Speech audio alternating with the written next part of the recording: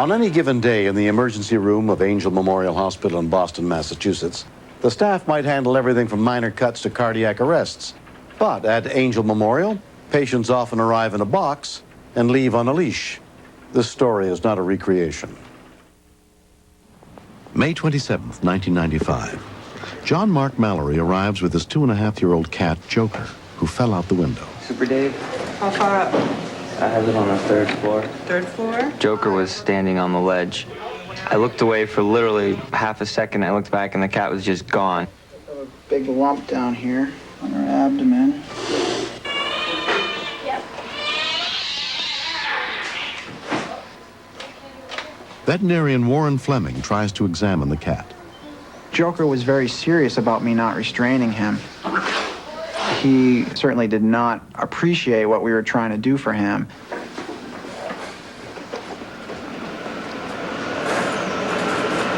His abdominal wall certainly does look like it's disrupted. Dr. Fleming reviews Joker's preliminary x-ray with the hospital's radiologist. More on the Would left it side. help to do a VD? I'm just not sure we're going to get one. Well, maybe he's calmed down now. You want some help? Sure. Okay. What she really needs is drugs.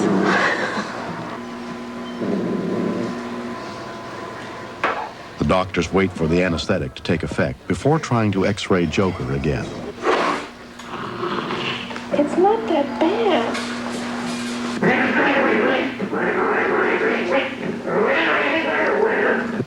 I elected to sedate her further.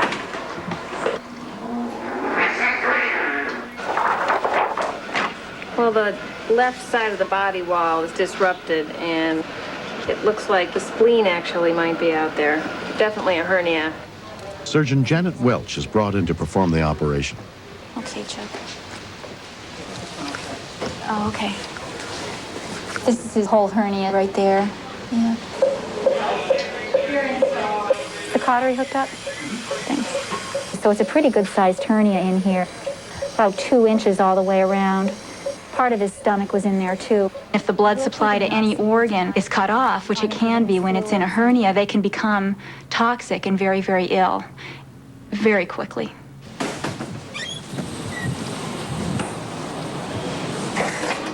Hi, Joker boy. How you doing?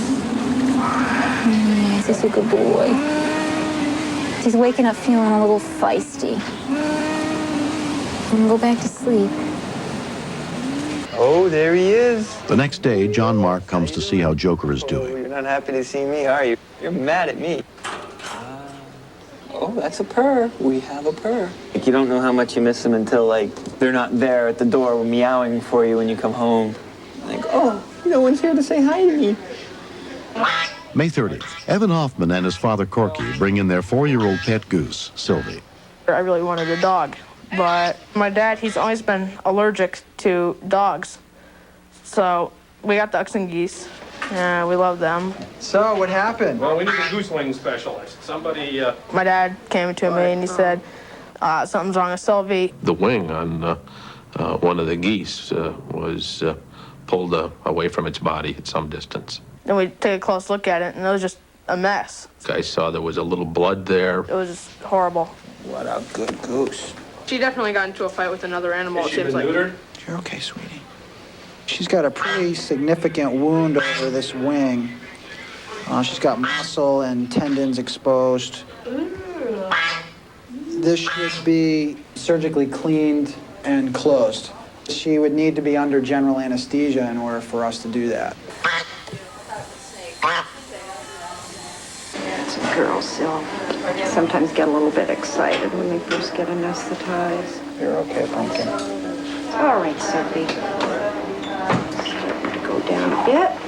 It sounds like she got herself in trouble somehow. The big concern with any bite wounds to any animal is when they do bite with their teeth, they're basically inoculating bacteria into the tissues of the animal. Hopefully we can save Sylvie's wing. You're never quite sure what you're dealing with until, you get in there and start cleaning things up and getting a better look at things. Just trying to gently clean it out without driving any infection into the tissues. There was much more tissue damage and more contamination than we had anticipated. Wound's pretty bad, much worse than I thought. If this joint is infected, our main concern is that it doesn't spread to the rest of the body. We'll just have to keep an eye on that. The next day, Evan and Corky bring Sylvie a special visitor to help with her recovery. This is Bruno, Sylvie's mate. Technically her brother, but they don't really care. The night that Sylvie was gone, you could tell Bruno was lonely. He ran around the pen looking for her. I think he had kind of a long day without her.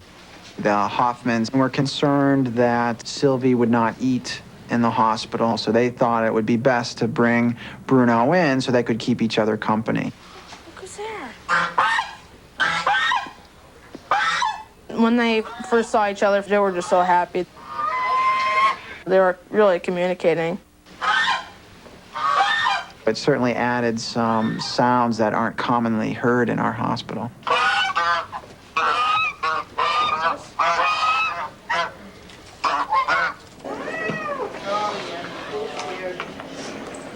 Lisa Bibbo and her mother, Roberta Doherty, bring in 2-year-old Mittens, who is in labor. Okay. She couldn't deliver. She started at 9:30 this morning. When she didn't deliver anything, at least by 12. I knew something was up. I looked down and I saw the tail hanging out, and I knew that you don't deliver tail backwards. And they said if I didn't get her in here right away, she could die herself, along with the rest of the kittens. My husband, Paul, said to me, "You're an EMT, isn't there anything you can do to help her?" And I said, well, you know, I work on humans. I've never done this before. Cats deliver on their own, usually. I didn't know what to do. Okay. Dr. Dave Cook takes over Mittens' care. We were looking at about 11 or 12 hours of labor without any progress. Given the cat had been in labor that long, we'd certainly worry about whether the kittens were alive or dead. Okay, you see right in the middle of the screen there? It's kind of flashing, it's coming and going. It's kind of slow for a heartbeat, but that's kind of what we're looking for. It appeared to me that we at least had a sign of life. Whether or not that kitten would still be alive by the time we got it out, that's a different question. These would be the options. Giving her some oxytocin, induced basically. And if that's not doing it, then we should consider surgery. They're all alive? And it looks like at this point, at least the one that I was looking at, showed signs of life. Dr. Cook was getting us ready for the worst. He thought the kittens were not alive. We'll give her the oxytocin. Half an hour to an hour after that, we should know if that's done anything. Oh, God, I hope so. And, see if that's had any effect. Okay. I hope so. Okay.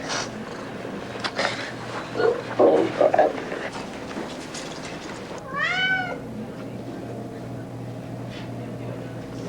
The 30 minutes on the second injection hasn't completely elapsed, but she's working pretty hard without any further progress. So I'd say at this point, it's definitely surgical.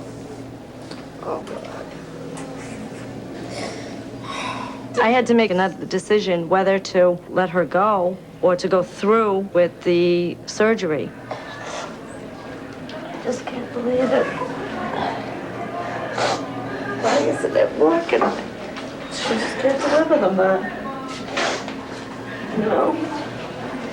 It was a lot of money, but the cat meant so much to me that I was going to find a way to go through with it to save her life. I needed to make sure that I brought her home. She was that much more fatigued than she was when she came in. This cat was definitely in a critical situation. After 15 hours of labor with little or no progress, surgeon Mark Roberts is brought in to do an emergency cesarean section. My major concern is that as each minute passes by, that we're potentially losing kittens. ICU supervisor Lori Cordaro is also a member of the surgical team. You want to get those kittens out as quick as you can so that they're under anesthesia for as short a time as possible.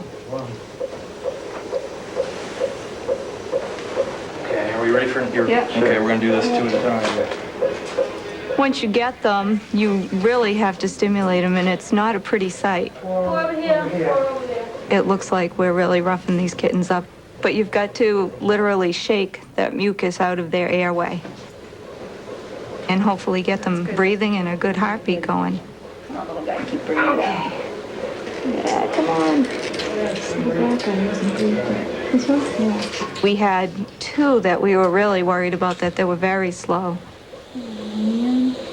Atropine will stimulate the heart, give it stronger contractions, and Dopram will help their breathing come along more rapidly. That's what we were giving them, just to help them along. He's breathing. He's breathing. He's got a good heart and he's breathing. You don't want to lose these little things. They're depending on you. You're the only one there to help them live. Oh, this guy's getting pink. Keep rubbing him. Oh, this guy's coming. Ready? Come on. Come on. This is the rewarding part of doing this day to day. There we go. It's a great feeling. Looks as though we were successful. Mom is doing real well here. I expect a complete recovery. We need to obviously wake her up, get those kittens to start nursing. We've got 5 hungry kittens over there. Oh, my goodness. Oh, I thank you. Look at this one. My heart just dropped.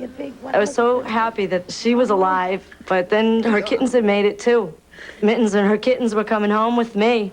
I'm going to keep them all. While Joker recovers at home, John Mark takes steps to prevent another accident.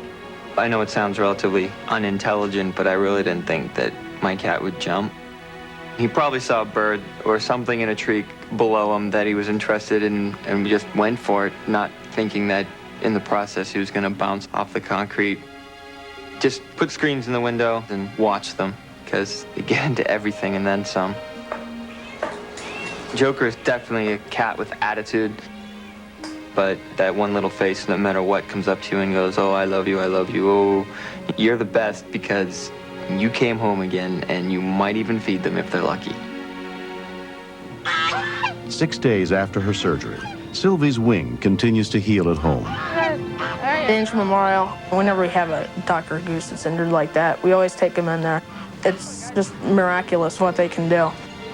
There's some injuries like the one that Sylvie had you simply cannot take care of by yourself. I think she would have become infected and died if we had tried to treat that at home. It probably would have meant the end of Sylvie and a very lonely Bruno. Really? Yeah. Mittens and her 5 kittens have completely recovered. So I had all intentions of getting her spayed, and the children opened the door and let Mittens out. This is what happened. My advice to cat owners would be to try to get it spayed and neutered as soon as possible, because there is a chance of the cat getting pregnant as early as 5 months. A lot of people say it's only a cat, it's only a cat. Well, that cat is like my 4th grandchild.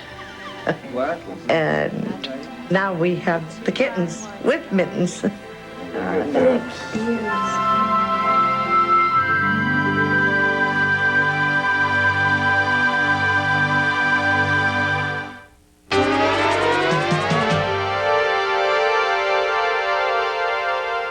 Many areas around the country cannot afford to pay for full-time rescue personnel and must rely on volunteers trained to respond to emergencies. Find out how you can get involved and make a difference in your community. This series is dedicated to all the men, women, and children who know what to do when an emergency occurs. I'm William Shatner. Join us again next time for more true stories on Rescue 911.